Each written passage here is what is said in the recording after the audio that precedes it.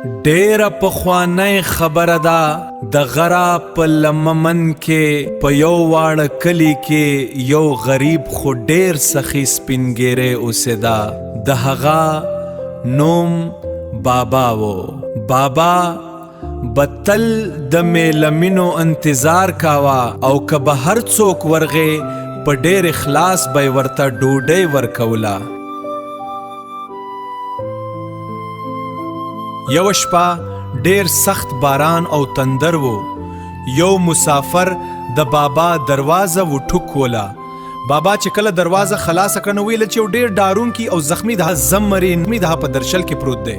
د کلي خلک وویرېدل او تختې ته یې زاغنونه جوړ کړل. خو بابا وویل دا زمري نن زما په کور کې پناه غواړي، دا زما میلمه دی.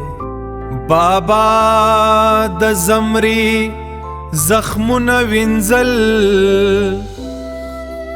او خپل یوازینی چلی ورته حلال کړه چې زمري لوګه ختم شي. خلکو به بابا ته ویل ته لیونی یې، دا ځناور دی، دا به تا ته تاوان ورسوي. خو بابا په خپل هوډ ولاړ و. څو ورځې تیرې شوې، زمري ښه شو او بیرته غرې ته لاړ.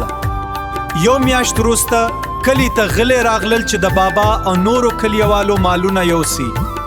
کله چې غلو په کلي برید وکړ نو ناڅاپه له غره څخه هماغه زمري په غرهار راکوز شو.